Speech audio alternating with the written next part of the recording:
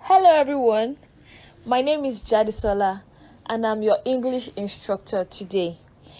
I'll be taking you on common errors and mistakes in English. Now, we know that proper written communication is important for everyone, and no matter what career path you choose, you need to be able to write proper English. Now, there are a lot of mistakes with punctuation, spellings, and grammar, and this can affect or lower your grades. And at the end of this lesson, you will be able to identify common errors you make and how you can avoid them. Now, the first is spelling rule. Now, we will be identifying words that end with E and Y and the rules that apply to them. Now, when adding a suffix that starts with a vowel such as ing to a word ending in E, drop the E. What do I mean? When you want to add ing to a word that already ends with letter E, you drop the last E before you write the ing. Example, bake. You want to add ing to bake, you drop the E and then you have baking. Now, the common mistakes people make in English language is to retain the E and add ing. Please, this is wrong, so let's learn to correct that. The second one, when adding an ending to a Y word with a consonant before the Y, change it to I.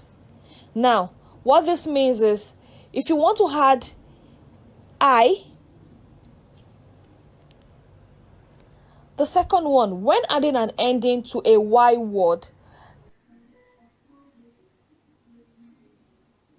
what consonants are and what vowels are.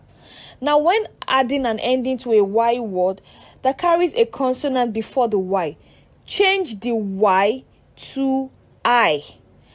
Endings are ed, so that's what I mean by ending. Now, you want to add an ending to carry. Carry is spelled carry. Now, you want to add an ending that is ed to carry to give us carried. Now, instead of making the mistake of saying carryed, please always remember to change the letter Y to I and ed as stated here. We have other words like empty, which you change to emptied. You remove the Y and change it to I before adding the ed, that is past tense. We have another word, bury.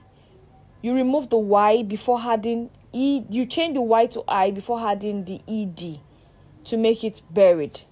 Now, the third one, when ending with a vowel and a Y, most words can remain the same when adding ed or ing.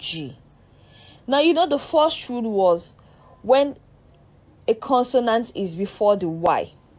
But now, when you have a vowel before the Y, it remains the same.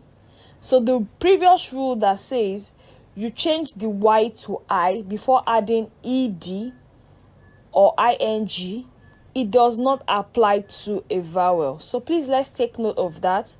When we say stay, stay is stay.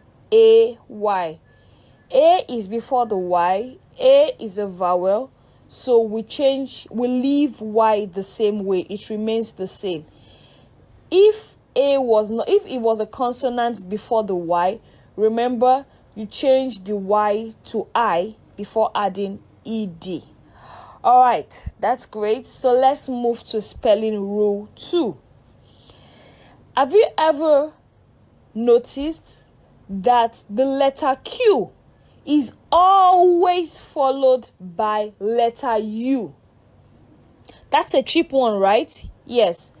Please check your dictionary, check every word that starts with Q, and you'll be amazed that it's always followed by a U. For example, you have queen. Queen is spelled Queen. You have quarter. Quarter is spelled Quarter. We have quality. We have quill. Every word that starts with a Q is followed, letter Q is followed by the word U. So should in case you are in the examination hall and you're trying to remember the spelling of quarter, always remember that once you write the Q, just follow you with a U before you write the remaining words. That's very cheap, but please let's try to remember.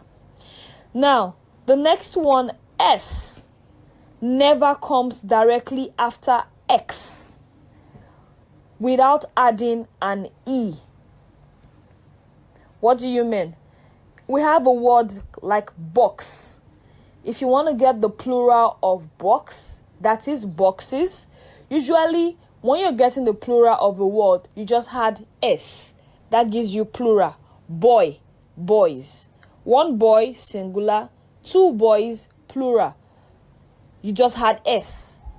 But any word that ends with X, you have to add EX before it becomes plural. Please always remember, we have fox. That gives us foxes. We have box, 2 boxes. All right. Now let's move to grammar rules. Subject-verb agreement. Now always remember that keeping tenses straight will help your subject and verb to agree. Now, for example, people usually make the mistake of saying each of the women in the class were nurses. That is wrong. It is each of the women in the class was a nurse. So we can't say each of the women in the class were. Always remember, it is each of the women in the class was a nurse. So it's called subject-verb agreement. So you have to always keep the tenses straight. This will help your subject and verb to agree. Now we move to pronouns. Your pronouns should agree with and refer directly to a noun, whether it is singular or plural. Remember this. Your pronouns should always agree with and refer directly to a noun, whether it is singular or plural. For example, my English professor talks loud, but they also talk way too fast. It should be, my English professor talks loud, but he also talks way too fast. The mistake was you said my English professor, that is a single person. He talks loud. And then the adjoining word says, but they also talk way too fast. One person, it's not they. One person is he. So the right word is, my English professor talks loud, but he also talks way too fast. Please always remember this. Now we've come to the end of our lecture today. And in summary, we learned that when adding a suffix that starts with a vowel, such as IND, to a word, always drop the E. And then we also learned that when adding an ending to a Y word with a consonant before the Y, change it to I before adding the ending, which is ED.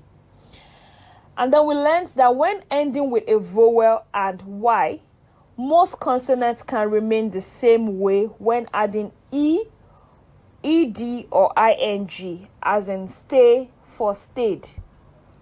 And also, the letter Q is always followed by letter U, as in queen, as in quail, and quarter. And S never comes directly after a X without adding E. We also learned that subject-verb agreements always keep your tenses straight. This will help your subject and verb to agree. And pronouns, should always agree and refer directly to a noun, whether it is singular or plural.